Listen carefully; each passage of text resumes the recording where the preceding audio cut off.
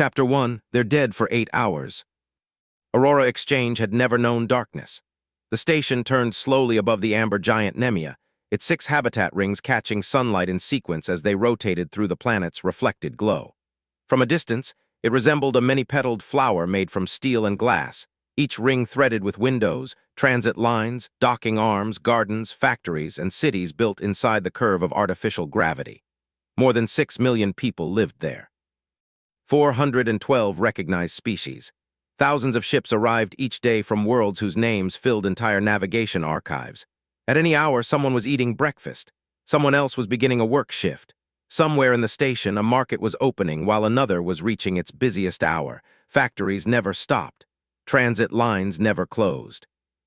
The vast central bazaar shifted languages and merchandise as different populations moved through their active cycles, but it never became empty. Aurora Exchange did not sleep. That was why Security Chief Tavrek Os noticed when one part of it did. He stood inside the station's central operations gallery, surrounded by translucent displays showing traffic density, life support demand, security alerts, medical calls, power distribution, and population movement. The gallery occupied the highest level of the station's central spine. Beneath its transparent floor, maglev trains flashed through the transit core like streaks of blue-white light. Above, the inner surfaces of the habitat rings curved across the sky, dense with towers and suspended gardens. Tavrek had worked security on Aurora Exchange for 18 years. He knew its rhythms. The Ivory markets produced a surge in cargo theft every third cycle. The Nemean pilgrimage season doubled medical calls near the eastern docks. Vasari celebrations produced noise complaints but almost no violence. Humans lost identification cards at a rate that suggested either carelessness or a species-wide hostility toward pockets. Most irregularities had explanations. The human district did not. Tavrek enlarged the population map. Ring 4 contained the largest permanent human Commonwealth community on the station. Nearly 80,000 residents occupied a broad residential crescent known as Lantern Ward. During the local evening, the district behaved normally. Restaurants remained crowded. Children played beneath the artificial trees lining the central promenade. Workers returned from docks and laboratories. Apartment windows glowed amber behind narrow balconies. Then, over approximately 2 hours, the entire district faded. Pedestrian traffic fell by 94%. Public transit demand nearly vanished. Domestic water use dropped. Personal communications declined. Lights dimmed across thousands of apartments. The district's activity map turned dark blue. Tavrek checked the sensors again. No atmospheric contamination, no power failure, no medical quarantine, no evacuation order. Nearly 80,000 humans had simply stopped moving. "Tactical display," he said. The nearest console responded. A 3-dimensional map of Lantern Ward appeared above the operations table. "Show biological activity." Thousands of signals illuminated. Most were stationary, not dead. Heartbeats continued. Breathing continued.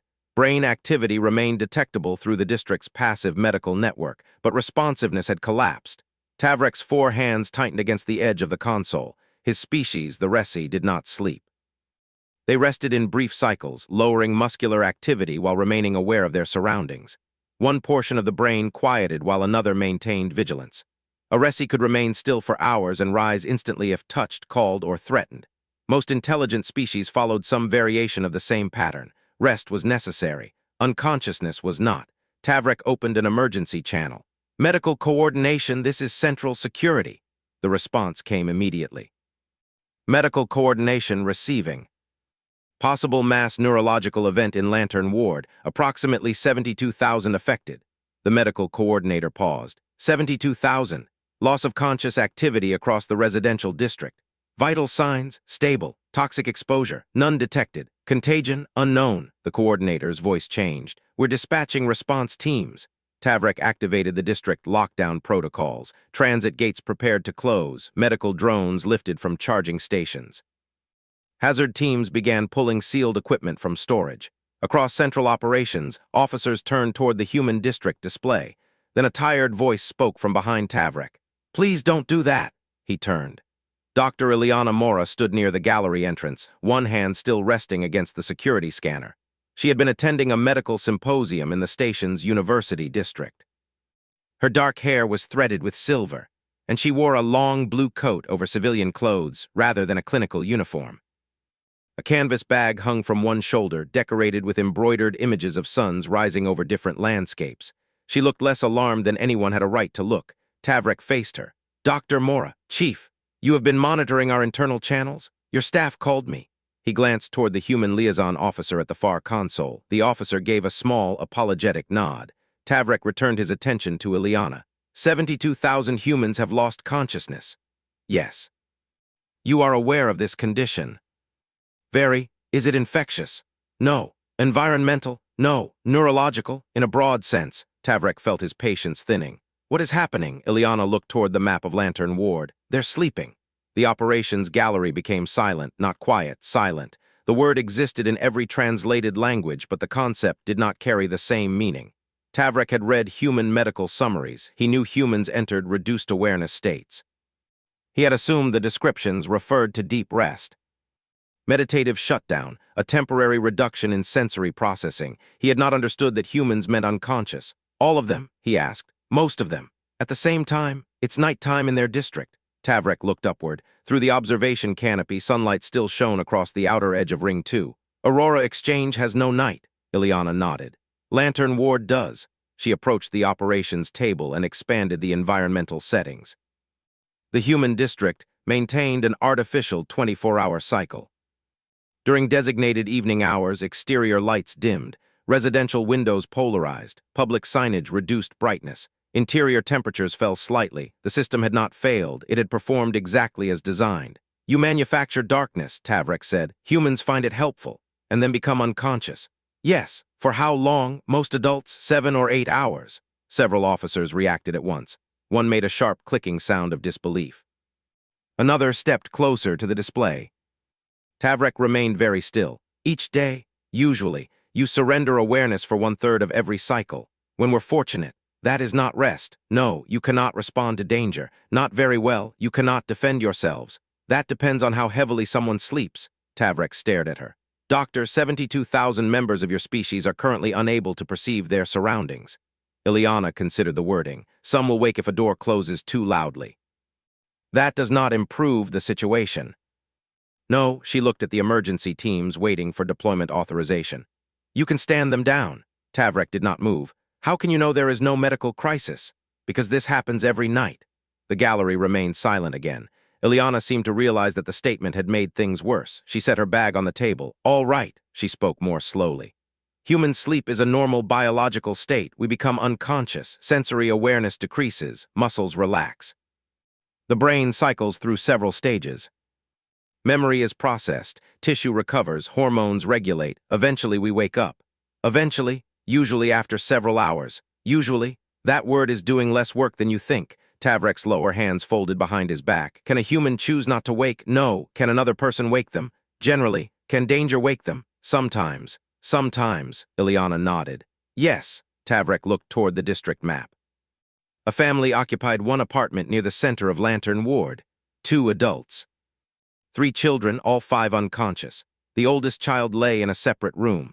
The youngest showed only 4 years of recorded age. No one stood guard, no medical monitor actively watched them, no security officer waited outside. They had sealed their door, darkened their home, and abandoned awareness together. The sight disturbed him more than the casualty maps he had studied during his military career. Who watches the children? Their parents. The parents are unconscious. They wake if the children need them. How usually the children make noise. That is your safety system? It's one of them. Tavrek enlarged the apartment record. A small domestic sensor monitored smoke. Another monitored carbon dioxide. The building's environmental system watched atmospheric pressure. A public emergency network could override every device in the home. The door contained mechanical and electronic locks. Medical response units were stationed less than 4 minutes away. Security patrols passed through the residential corridors at regular intervals. Tavrek saw the systems. He did not find them reassuring. They were layers of machinery surrounding a biological catastrophe humanity had normalized. A notification appeared above the table. The first medical teams had reached Lantern Ward. Tavrek opened the channel. Report! A response came from the district entrance. No signs of contamination. Residents encountered in public areas are responsive. Human medical liaison confirms normal sleep cycle. In the background, another voice muttered, "They're all doing it." Ileana smiled faintly. Tavrek did not. He closed the district lockdown order but kept medical teams on standby. I want a complete explanation. Of sleep. Of how your species survived long enough for it to become normal. Ileana's expression changed, not offended, interested. That may take longer than one shift. I have time. She looked toward the officers gathered around the table. So do they, apparently. No one laughed. Ileana picked up her bag. My research center is in the university quarter. Come tomorrow morning. Why tomorrow? Because I was about to go to bed. Tavrek stared at her. You intend to join them? Yes. After learning that station security interpreted this as a mass casualty event. Especially after that, she walked toward the exit. Tavrek called after her. Dr. Mora, she turned. If your species becomes completely helpless every night, why would you establish a residential district on an alien station? Ileana looked through the transparent wall toward Lantern Ward. From central operations, the district appeared as a dark crescent between two brighter commercial sectors. A few windows remained lit. Transit maintenance crews worked beneath the streets. A bakery had already begun preparing food for the morning. Security patrols moved through quiet avenues while most residents lay unconscious behind closed doors. Because it's safe, she said. You cannot know that while unconscious. No, her voice softened. We trust that it will still be safe when we wake up. Then she left. Tavrek remained beside the operations table. The emergency teams withdrew. Transit gates reopened. The medical warning disappeared from the station network. Aurora Exchange resumed its endless activity. Freighters entered the docking rings. Markets changed shifts. Factories continued producing components for ships that would not launch for months. Only Lantern Ward remained quiet. Tavrek transferred district security feeds to his personal console. He watched empty sidewalks beneath dimmed lamps. Trees moved gently in artificial wind. Cleaning machines crossed the central promenade. Behind thousands of windows, humans lay still. Professor Nerv Isk arrived at Central Operations less than an hour later. He came directly from Silent Current, carrying 3 journals beneath one arm and a field scanner in the other. He was tall even for a Velari, with narrow shoulders, a high crown of pale sensory filaments, and black eyes protected by translucent inner lids. Tavrek had requested the xenobiologist before speaking with Dr. Mora. He wondered whether the request had been necessary. Nerv stopped beside the display. This is Lantern Ward? Yes. And the biological event? Sleep.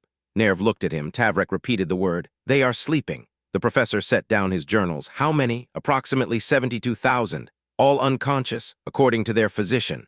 Nerv approached the map with visible fascination. Remarkable. Tavrek looked at him. That is not the word I would use. No, they are defenseless. Yes, they do this every day. Yes. Does that not concern you? Deeply. The professor's sensory filaments lifted slightly, but it also explains several irregularities in human neural anatomy. Tavrek stared at him. You already knew. I knew they slept. You knew they lost consciousness? Nerv hesitated. I understood the language. That was not my question. No, the professor admitted. I do not believe I understood the reality. He placed one hand against the edge of the console and studied the quiet district. On the map, thousands of human vital signs pulsed slowly. Regular breathing, reduced movement, repeated neurological cycles, a city full of living beings who had voluntarily disappeared from the waking world.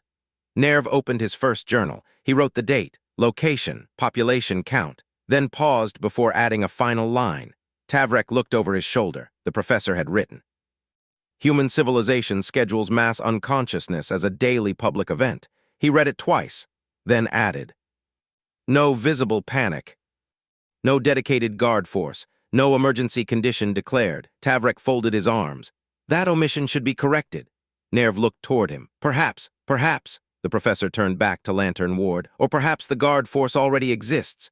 Tavrek followed his gaze. The district had security officers, medical responders, fire suppression systems, atmospheric monitors, emergency power, locked homes, neighbors, parents, night workers, infrastructure. Millions of small arrangements surrounding every unconscious person.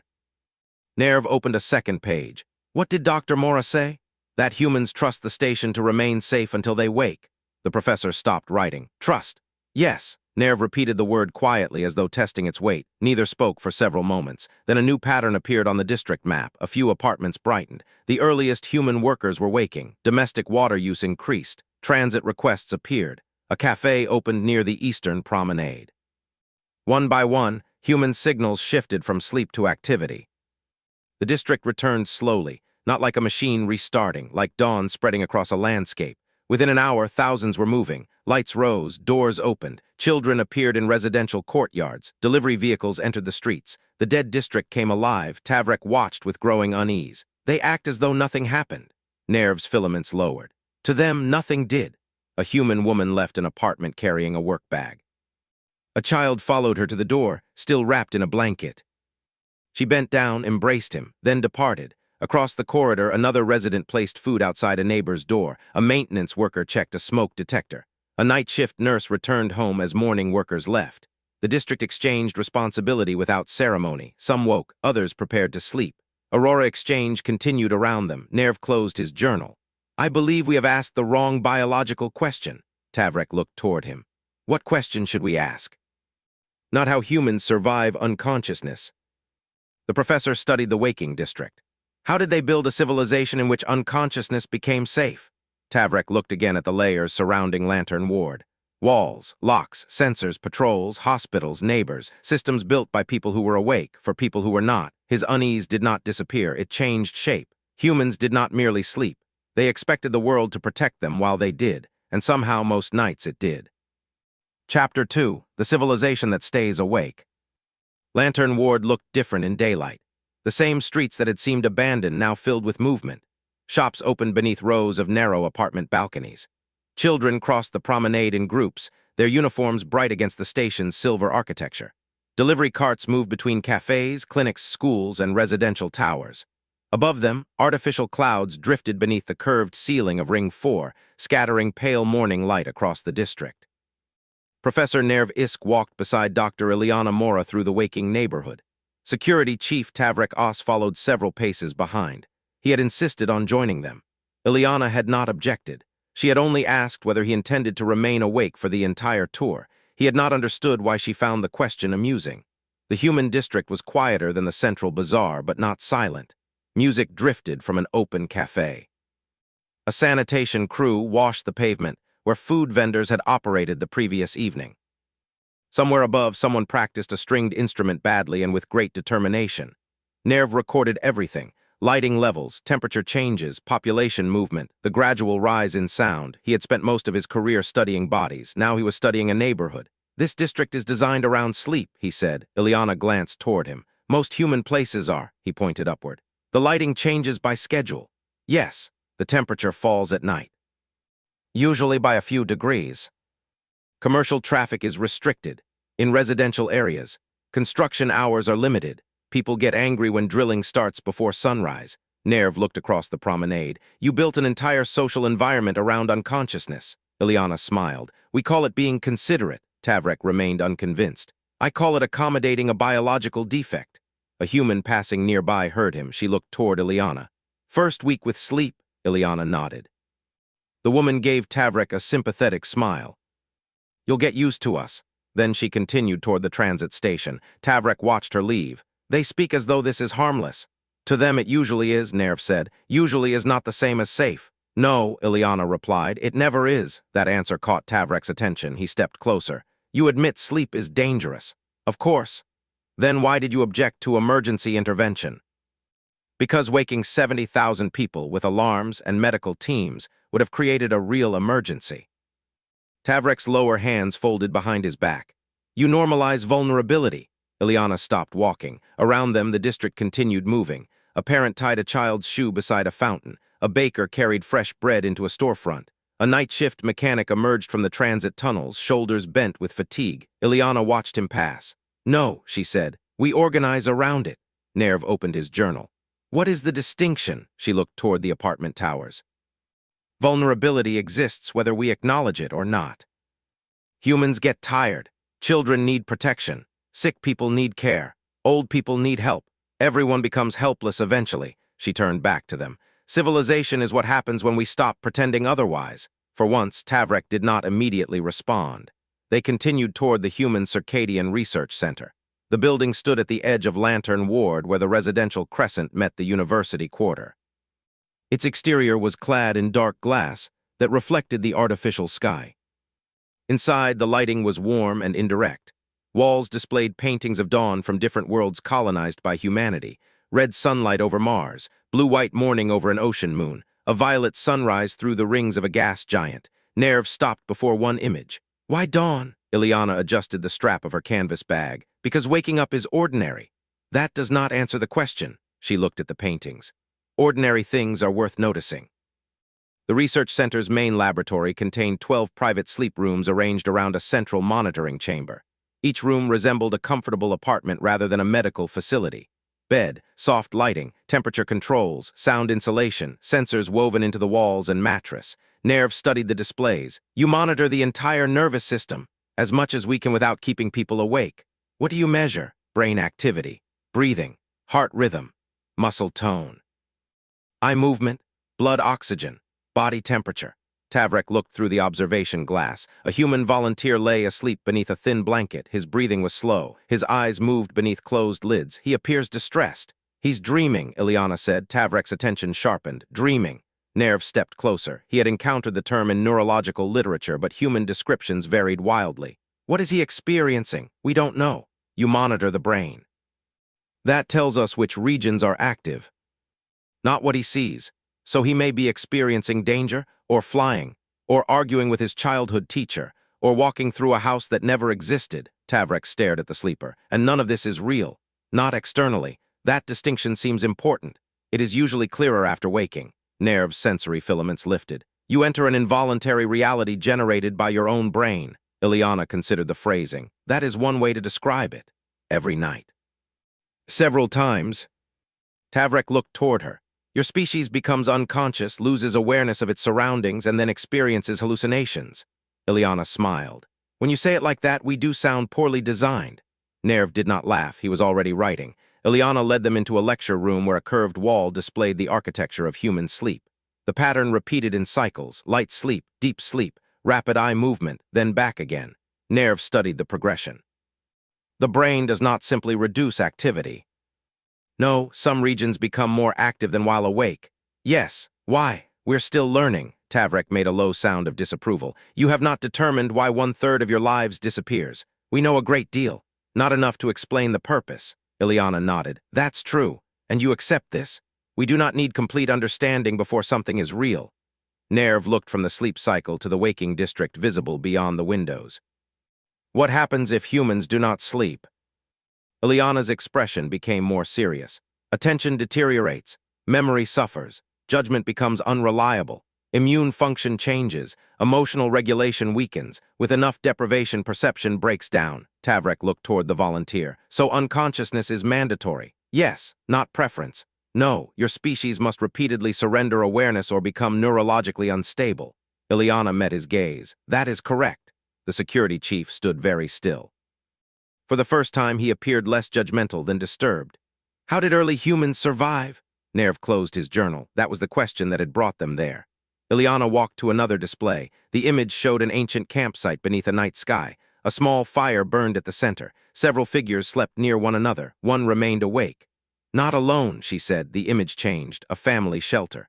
A village surrounded by walls. A shepherd with dogs. A sailor keeping watch aboard a wooden ship. A guard walking the boundary of a city. Someone stayed awake. Nerve studied the sequence. Always? No. People died. Animals attacked. Fire spread. Enemies came at night. Children wandered. Storms arrived. She moved to the next image. Medieval streets, night watchmen, lighthouses, hospitals, fire brigades, telephone exchanges, electrical grids, modern emergency centers. Each image showed people awake while others slept. We became better at it. Tavrek examined the display. You assigned individuals to remain conscious on behalf of others. Yes, specialized guardians, sometimes. Then institutions. Yes, Nerve looked toward Ileana. Was that deliberate? Not all at once. Most civilization isn't. People solved immediate problems. Then someone preserved the solution. Then it became normal. She pointed toward the station beyond the research center. Lantern Ward has firefighters, security patrols, hospital staff, transit operators, power technicians, atmospheric engineers, parents, neighbors, night shift workers. Most residents never think about them before going to bed, but they rely on them anyway. Tavrek looked through the window. A sanitation worker entered a service corridor as a group of office workers crossed the promenade, one shift replacing another, one population waking as another prepared to rest. You divide responsibility by time, he said. Ileana nodded. That's part of it. Nerv turned back to the ancient campsite. The firelight illuminated sleeping figures. The person keeping watch sat alone beyond them, facing the darkness. Sleep may have forced cooperation before civilization existed, he said. Ileana smiled. Now you're thinking like an anthropologist. He ignored the compliment. An individual who sleeps alone is vulnerable. Yes, a group can rotate awareness. Yes, then sleep rewards social trust and punishes isolation. Sometimes brutally. Nerv wrote another line. Human unconsciousness may have converted mutual protection from an advantage into a biological necessity. Tavrek read it over his shoulder. That does not make sleep a strength. No, Nerv said, but it may have shaped one. The research center's doors opened. A class of human children entered with two teachers. They spoke too loudly for the space. One carried a pillow under his arm. Another wore pajamas decorated with tiny spacecraft. Tavrek watched them with visible concern. What is this? A school visit, Ileana said. At a medical research facility. They're learning about sleep. The children gathered around a transparent model of the human brain. A researcher dimmed the lights and began explaining why bedtime mattered. The students groaned at the word bedtime. One claimed he never became tired. Another yawned while saying it. Nerv watched the exchange. You teach children how to become unconscious. We teach them why they need rest. Do they resist? Constantly. Why? Because they think the world may do something interesting while they are gone.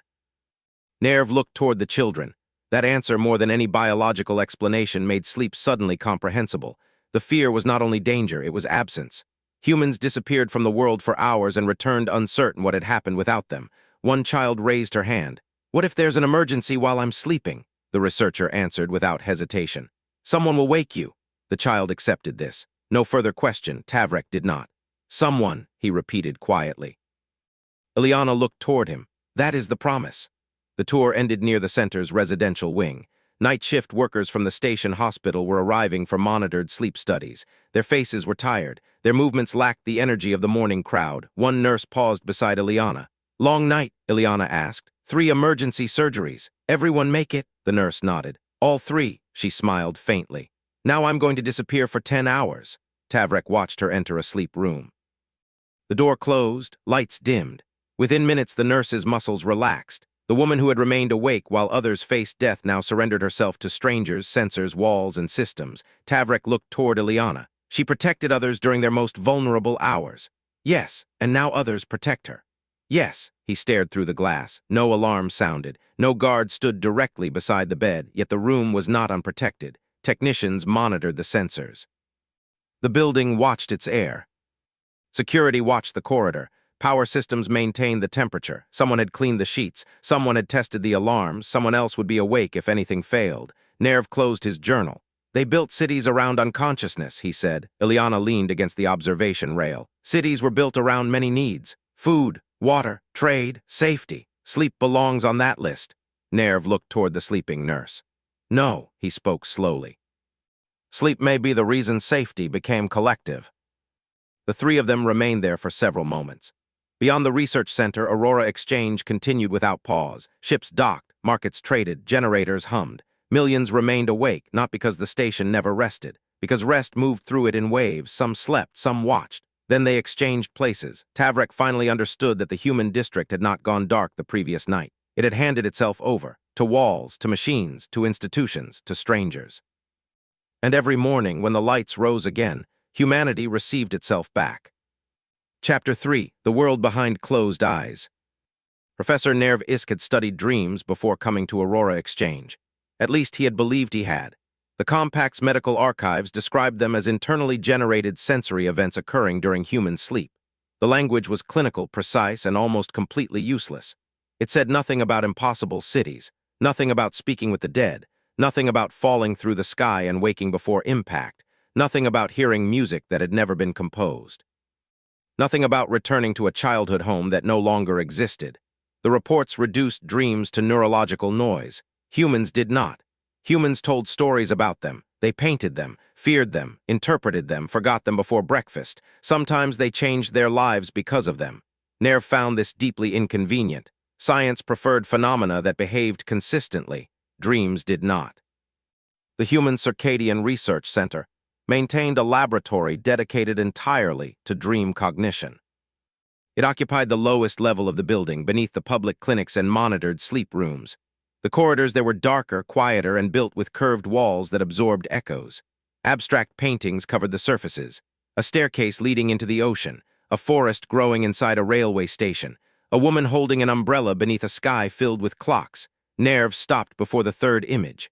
What does this represent? Dr. Ileana Mora stood beside him. I don't know. You selected it for the laboratory. One of our patients painted it. What did she say it meant? She said it felt right. Nerve's sensory filaments lifted. That is not an explanation. No, Ileana continued down the corridor. It is, however, an extremely human answer. Security Chief Tavrek Os followed them with visible suspicion. He had returned despite insisting that dreams fell outside station security jurisdiction. Ileana believed he disliked not understanding what happened inside 80,000 unconscious minds every night. Tavrek claimed he was conducting a vulnerability assessment. Neither challenged the other's explanation. The laboratory's central chamber resembled neither a hospital nor a university.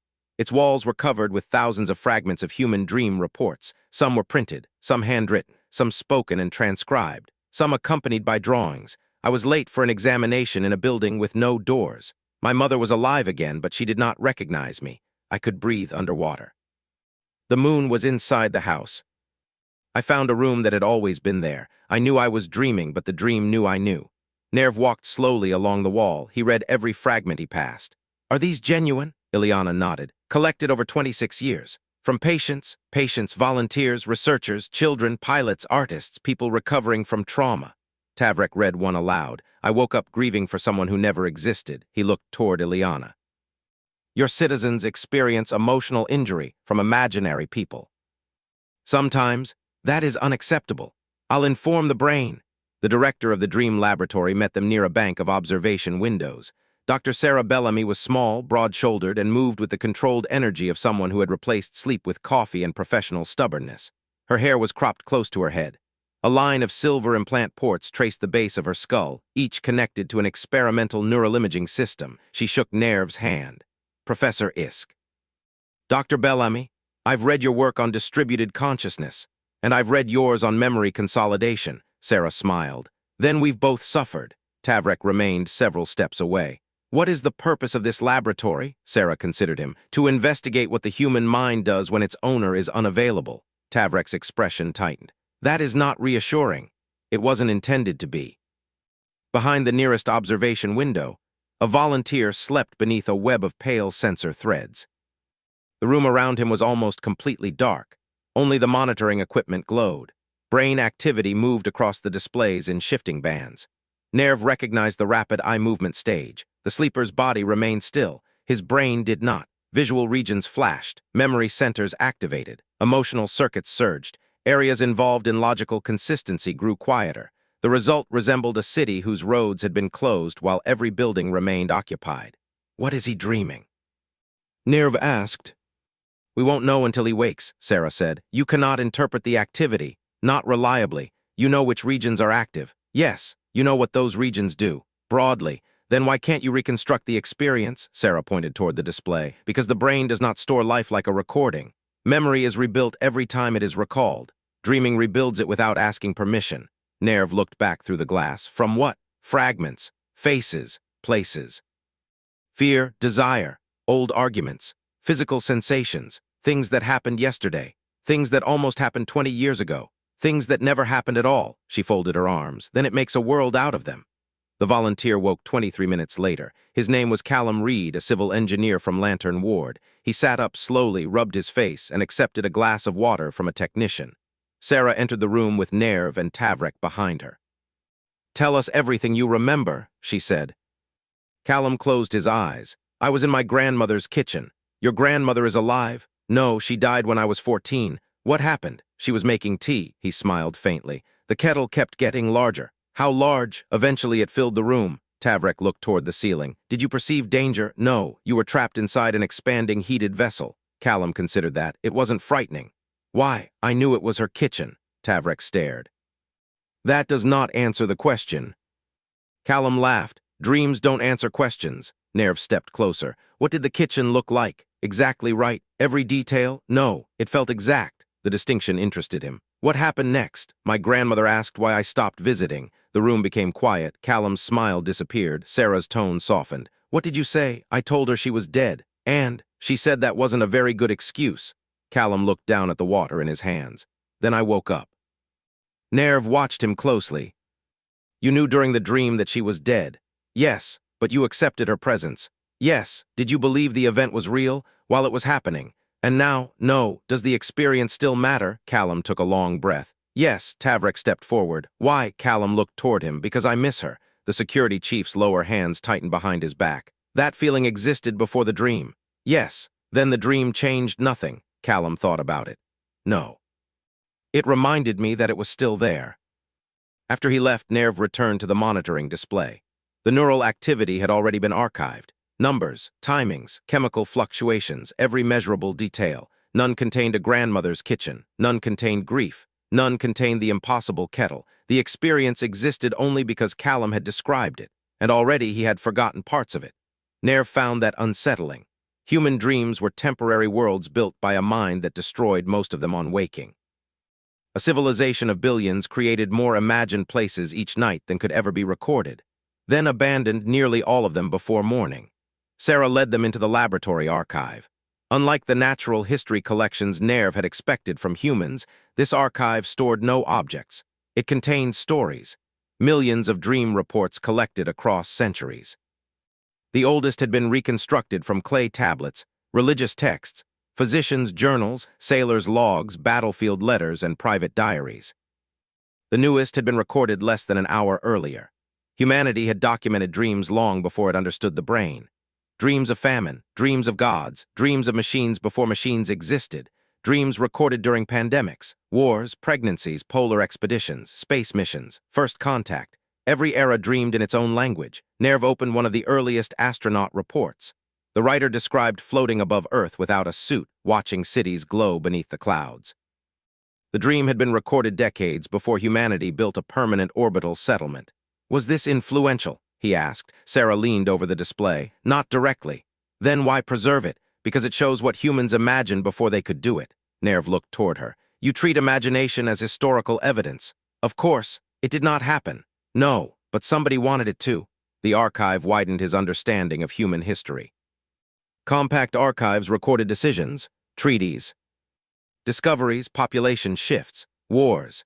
Human archives also preserved nightmares, a soldier dreaming of home, a child dreaming of monsters during an air raid, an inventor describing a machine she could not yet build, a prisoner repeatedly dreaming of an unlocked door. The facts described what humanity had done. Dreams revealed what it feared, regretted, or hoped might still be possible. They spent the afternoon with a group of artists, engineers, and scientists who had volunteered to discuss dream-inspired work. The meeting took place in a circular room overlooking the inner curve of Ring 4. Beyond the windows, Aurora Exchange rose around them. Apartment towers climbed toward the artificial sky. A lake curved upward in the distance until its far shore appeared almost overhead. Transit lines crossed the ring like silver threads. The view itself looked dreamlike to Nerv. Humans had built it awake. A composer named Miko Tanaka played a piece written after dreaming of bells heard through deep water. The music began almost below hearing. Low notes drifted through the room like distant pressure waves. Then came a sequence of clear tones that seemed to fall upward. Nerv's sensory filaments moved involuntarily. When did you compose this? He asked. The morning after the dream? You remembered the entire piece? No, only a few seconds. The rest was work. So the dream did not create the composition. Miko smiled. No, it opened the door. An aerospace designer named Farah Qureshi displayed a folded emergency shelter inspired by a recurring dream in which rooms expanded when entered. The final design used layered memory materials that unfolded into separate medical, sanitation, and sleeping spaces. It took 6 years to make practical, she said. Nerv examined the structure. The dream contained usable engineering. Absolutely not. It contained a house behaving impossibly. Then what did it contribute? The question. What if one room could become several? A mathematician described waking with the shape of a proof, but none of the steps. A physician recalled recognizing a patient's symptoms after dreaming about an old case. A novelist admitted that most dreams produced nonsense. A marine engineer said one nightmare had revealed nothing except that he was overworked and afraid of failing. Sarah listened to each account, then looked toward Nerv. Dreams are not prophecy. They don't hand us finished answers. They combine things we would not combine while awake. Most combinations are useless. Some are not.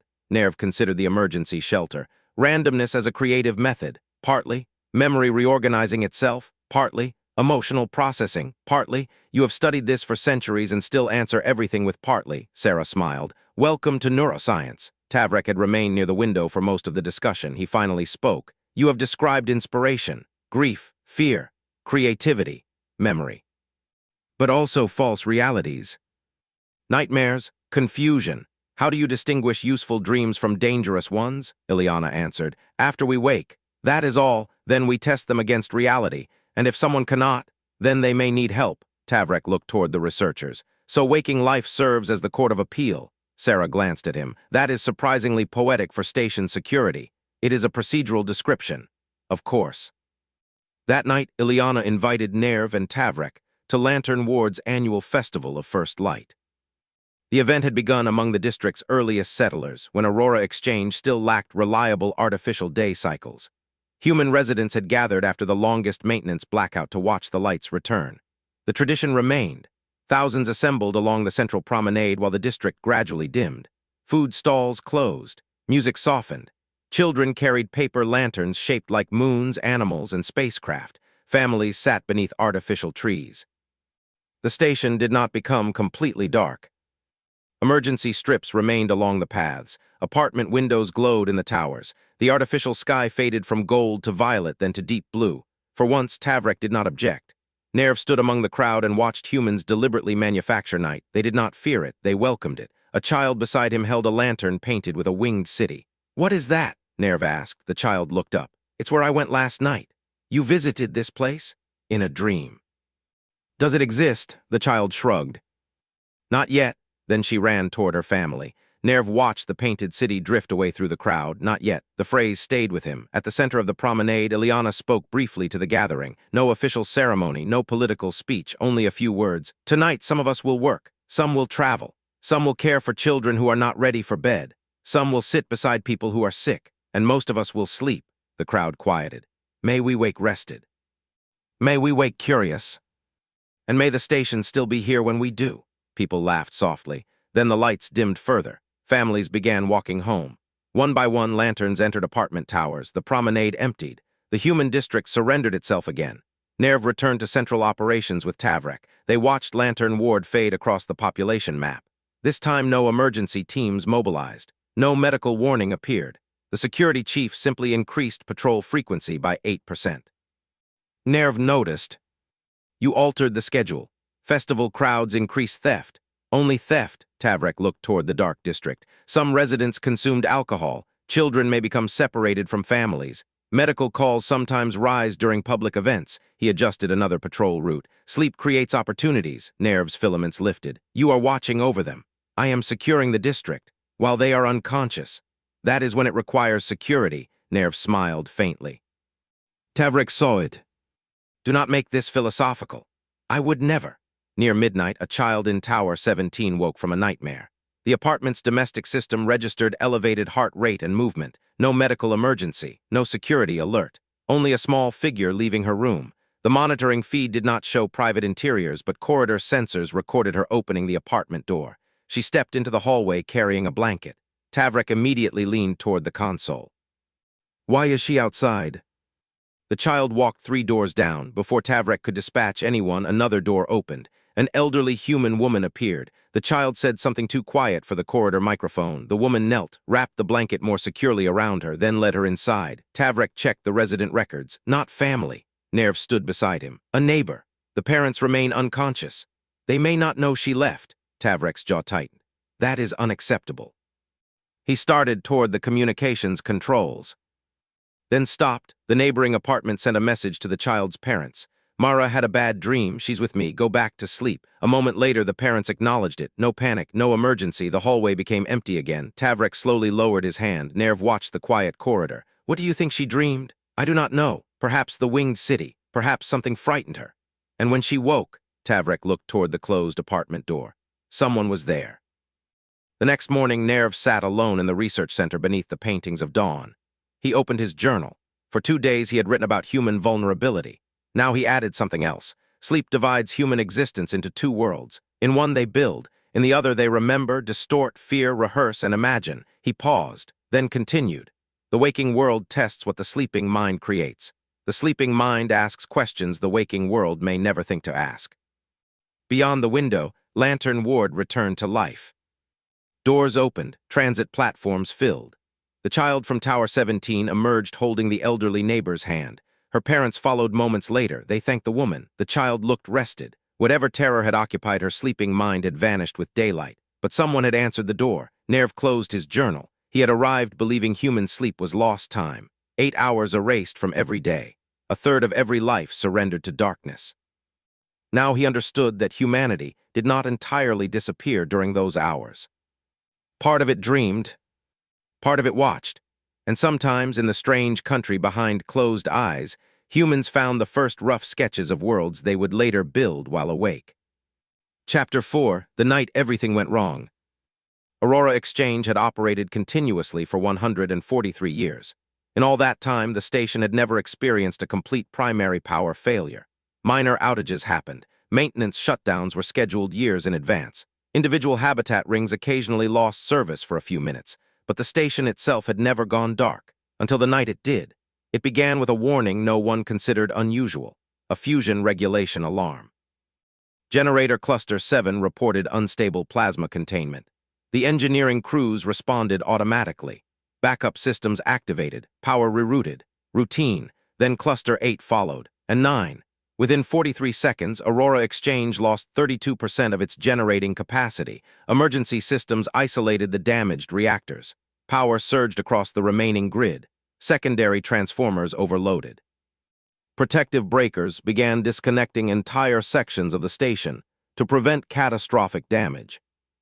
The lights flickered, once, twice. Then half of Ring 4 disappeared into darkness. Security Chief Tavrek Os was already running before the alarms finished sounding. Central operations erupted into controlled chaos. Engineers shouted across the command gallery. Navigation officers redirected incoming freighters. Medical dispatch began checking every hospital. Transit trains coasted to controlled stops. Emergency batteries engaged throughout the station. A status display expanded across the central wall. Primary grid failure. Life support stable. Emergency power active. Estimated restoration unknown. Professor Nerv Isk looked toward Lantern Ward. The human district had entered its scheduled nighttime cycle less than an hour earlier.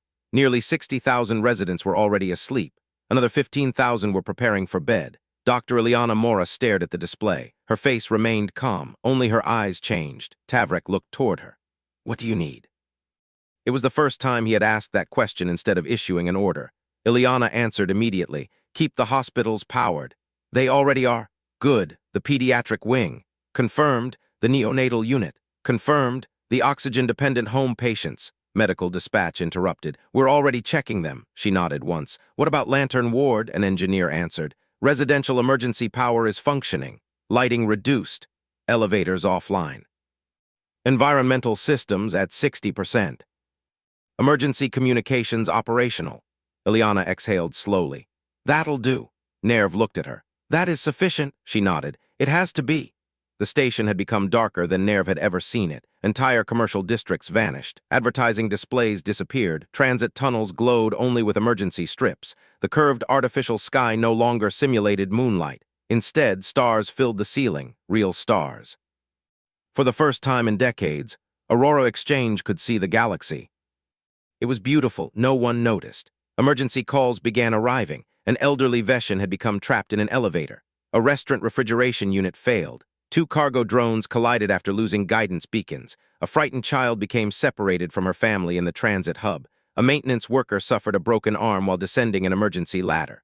Problems, thousands of them, small, manageable, relentless. Tavrek watched his officers deploy. Nobody waited for instructions. The station simply adapted. Nerv remained beside the observation wall. Lantern Ward stayed mostly dark. Apartment windows glowed faintly beneath battery power. The district looked peaceful. He turned toward Ileana. "They're still asleep. Mostly. You aren't waking them?" She shook her head. "Why?" She looked genuinely surprised. "Because they're safer sleeping." Tavrek stared. "The station is experiencing a cascading infrastructure failure." "Yes, they're unconscious." "Yes, and your conclusion is that they need to stay asleep." frowned. I don't understand. Ileana pointed toward another display, hospital occupancy, emergency response availability, security patrol locations, engineering repair crews, fire suppression status. Every essential service remained operational, reduced, not failed. If we wake 60,000 frightened people, we become the emergency. Neither answered. A call arrived from Lantern Ward, not an emergency, a request. Lantern Community Association requesting additional patrol coverage. Tavrik blinked. That's all, the dispatcher nodded. They're organizing neighborhood volunteers. Another message appeared. Apartment managers checking on elderly residents. Volunteer electricians inspecting emergency lighting. Night shift nurses visiting oxygen-dependent patients before going home. Restaurant owners sending unused food to the emergency shelters. Parents taking turns watching entire apartment floors while neighbors slept. Nobody had ordered any of it. Nerv quietly watched the messages multiply. The station government had not mobilized these people. The district had mobilized itself.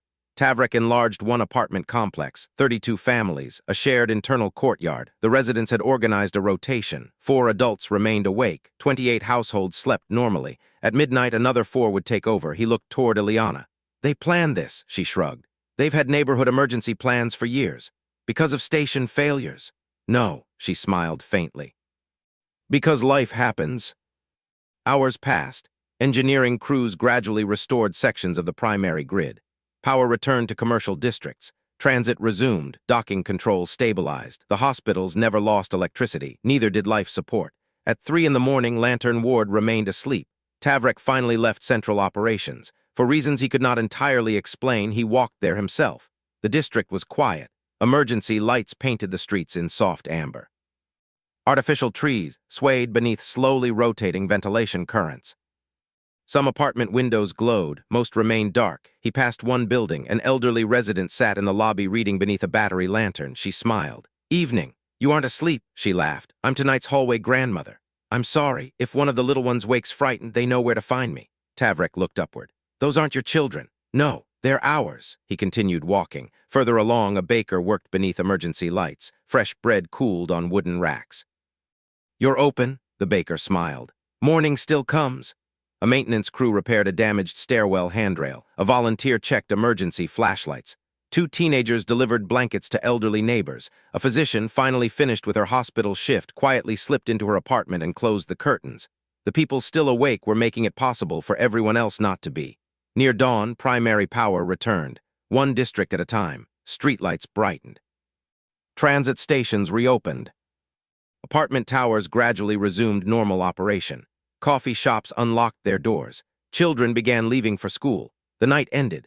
Most of Lantern Ward never realized how close the station had come to widespread disruption. Their sleep had remained uninterrupted, because thousands of strangers had refused to let the night become dangerous. Professor Nerv stood once more inside central operations. He watched the population map brighten as humans woke, one apartment after another. One family after another. Completely unaware of how many people had quietly worked through the darkness, he opened his journal. For several minutes, he could not decide how to describe what he had witnessed. Finally, he wrote only one sentence. Human civilization is built from promises made by people who expect never to be thanked. Beside him, Security Chief Tavrik Os quietly modified Aurora Exchange's emergency doctrine. One line, only one. It would eventually become standard across hundreds of compact stations. During station-wide emergencies affecting human populations, preserve normal sleep whenever possible. Protect the sleeping first. Wake them only when remaining asleep becomes more dangerous than waking. He read the sentence twice, then signed it. Only afterward did he realize something remarkable. He had stopped treating human sleep as a vulnerability. He had started treating it as something worth protecting. Chapter 5 will stay awake. Professor Nerv Isk returned to Veli's Prime 3 months later. He brought no artifacts, no biological samples, no revolutionary neurological scans, only journals, thousands of pages, observations, interviews, questions. He expected polite academic interest. Instead, he walked into the largest debate of his career. The Grand Hall of Comparative Biology occupied the summit of the University of Veli's Prime. Its ceiling rose nearly 60 meters above polished stone floors. Glass walls overlooked forests whose silver leaves shimmered beneath twin suns. Hundreds of scholars filled the amphitheater. Biologists, anthropologists, neuroscientists, military historians, urban planners, sociologists. They had not gathered because humanity slept. They already knew that. They had gathered because Professor Nerv's preliminary report had contained one sentence. Human civilization may exist because humans cannot remain awake. Many assumed he had made an error. The moderator adjusted the hall's acoustic field. Professor Isk, you may begin. Nerv stood quietly behind the lectern. For several moments he simply looked across the audience. Then he asked a question. How many of you locked your homes before coming here? Nearly every hand rose. Why? Several answers emerged. Security, insurance, habit, privacy. Nerv nodded. Excellent. He touched the display. An image appeared, a small human child sleeping beneath a blanket. Why? The hall became silent. He advanced another image. A firefighter walking into smoke. Another, a nurse adjusting medication during the night. Another, a police officer standing beside an empty street. Another, a technician replacing electrical transformers at 3 in the morning. Another, an orbital traffic controller guiding ships through darkness. These professions exist on nearly every human world. Another image, parents checking a child's bedroom before going to sleep. Why? Someone finally answered. Because humans sleep. No, Nerv smiled. They exist because humans trust that someone else will not. The room grew quieter. He began describing Aurora Exchange, not the fusion failure, not the dreams, not the biology, the people, the hallway grandmother, the baker, the night shift nurse, the security patrols, the apartment volunteers, the engineers, the neighbors. None had received medals, none had appeared in official reports. Most of the station never knew they had been working. They protected people who never knew protection was required. The words lingered. One neuroscientist raised an upper hand. Professor, surely this is merely a consequence of sleep. Nerv nodded. Initially, I believed that too. He changed the display again. Now it showed 2 cities, one human, one Velari. Our species never truly loses consciousness. We remain partially aware throughout every rest cycle. We therefore built our civilization around continuous vigilance. He highlighted another diagram. Humans could not. They required something stronger than awareness. A sociologist leaned forward. What? Nerv answered quietly. Faith. The word unsettled the room. No, a political scientist objected. They required institutions. They built institutions, Nerv corrected gently, because they first needed faith. He enlarged another image, a neighborhood, lights out, thousands asleep. Every parent who closes their eyes believes the building will still be standing at dawn. Another image, a hospital, night shift. Every patient believes strangers will remain awake. Another, a cargo ship crossing interstellar space. Every passenger believes someone they have never met is watching the engines. Another, a firefighter entering smoke. Every sleeping family believes someone will answer the alarm. He looked around the auditorium. Sleep did not create civilization. It revealed whether civilization deserved to exist. Silence. For almost a minute, nobody spoke. Finally, an elderly historian stood, Professor Yalith Kaur, one of the oldest scholars in the Compact. I have a question, Nerv smiled. I was hoping you would. The old historian looked toward the sleeping child still displayed on the enormous screen. If humanity disappeared tomorrow, which of their inventions would you miss most? The audience expected familiar answers. Jump drives, medicine, engineering, artificial gravity. Nerv surprised everyone.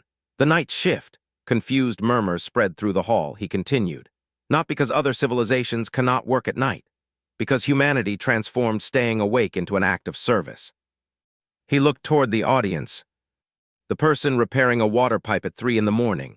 The nurse making one last round. The engineer watching reactor temperatures, the parent sitting beside a feverish child, the stranger walking the hallway so others can sleep. They all perform the same job. Someone asked quietly, what job? Nerv smiled. They keep tomorrow arriving. Months later, the Compact adopted several recommendations inspired by Aurora Exchange. Residential districts on mixed-species stations gained designated quiet zones. Emergency doctrine changed. Long-haul transport crews began studying human fatigue management. Several species established dedicated sleep medicine programs despite never requiring them themselves. One recommendation puzzled almost everyone. Compact architects began placing comfortable seating beside pediatric hospital rooms. No engineering justification accompanied the change. Only a note, someone may need to stay awake. Years later, Dr. Ileana Mora received a package from Veles Prime. Inside, she found a small bronze sculpture. It depicted 2 figures, one asleep beneath a blanket, one sitting quietly beside them. No weapons, no dramatic pose, no heroic expression, just watching. A handwritten note accompanied it. We spent thousands of years believing civilization was measured by what we built while awake. Humanity taught us to measure it by what remained protected while we slept. You asked us the wrong question. Not, why do humans sleep? but who loved them enough to let them? Human Archive entry 7519.2, Sleep. Every civilization rests. Humanity sleeps. We believed unconsciousness was a flaw evolution would eventually remove. Humanity removed the danger instead. Around every sleeping child stood parents. Around every neighborhood stood communities. Around every city stood institutions. Around every civilization stood countless ordinary people who accepted that someone had to remain awake. We searched for the secret hidden inside human biology. We should have searched their hospitals, their fire stations, their police patrols, their apartment buildings, their neighbors. Sleep was never humanity's greatest vulnerability. It was the daily promise that someone else would keep watch until morning. And perhaps that is the highest form of civilization any species has ever achieved.